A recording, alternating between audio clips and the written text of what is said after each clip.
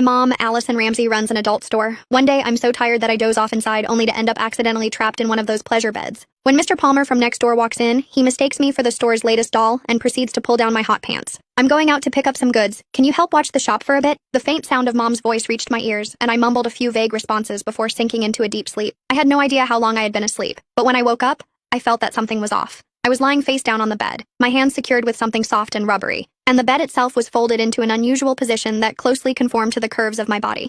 I could clearly feel that my buttocks were raised high and my legs had been spread apart. I didn't need to look to know it was a deeply embarrassing position. The space before me was dim, as though my head was covered by a nearby curtain. Wait, what was going on? A wave of panic set in. I struggled with all my strength against the restraints binding my hands, only to realize I couldn't break free at all. It finally dawned on me that my family ran an adult store, and this must be the new pleasure bed we'd recently ordered. The bed was equipped with mechanisms that could only be unlocked through external settings once triggered. I had been completely exhausted earlier, so I just crashed on a random bed in the storeroom without even noticing it was the latest model of pleasure bed. I would usually sleep on my stomach and move around in my sleep, so I must have accidentally triggered the mechanism while dozing off. And now this single bed had locked my hands in place. The bed split into two below my waist, lifting my lower abdomen and hips and leaving my buttocks raised high. It was as if I was positioned for... What was I supposed to do now? I shouted a couple of times, but there was no response. It only then struck me that before I fell asleep, Mom mentioned she was going out to pick up some goods and asked me to watch the shop. Hey, Allison. Just then, I suddenly heard the voice of Mr. Palmer, a customer, coming from the doorway, and it was getting closer. Oh no. Mom did say Mr. Palmer would come by later to settle the bill. Panic surged through me. I struggled desperately, only to find that while the restraints looked soft, there was no way to break free. Where's everyone? I thought I told them I'd come by to settle the bill today. Mr. Palmer's voice drew closer and closer until it sounded just a few steps away. Frozen in this embarrassing position, I felt my face flush crimson.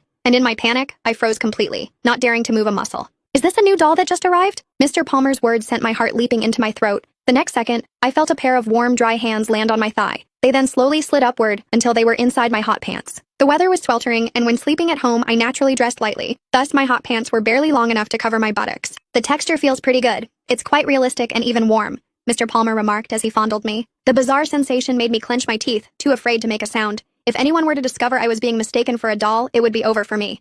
But then to my horror, I felt those hands beginning to tug at the waistband of my hot pants. Hot pants were naturally very short, and for comfort while sleeping, I hadn't even fastened the waistband. In fact, they could practically be slipped off with just a gentle tug. I didn't expect it to feel so real. This new batch of dolls really is something else, Mr. Palmer said excitedly. He seemed to be leaning right over me from behind, and I could distinctly feel the warmth of his breath as he exhaled and spoke. My heart raced with a mix of panic and anger, yet I didn't dare move a muscle. I was terrified of the embarrassment that would follow if I were discovered. What should I do? What on earth could I do? Mr. Palmer had already pulled down my hot pants, leaving only my thin underwear underneath. It even has panties? And with a lace trim, too.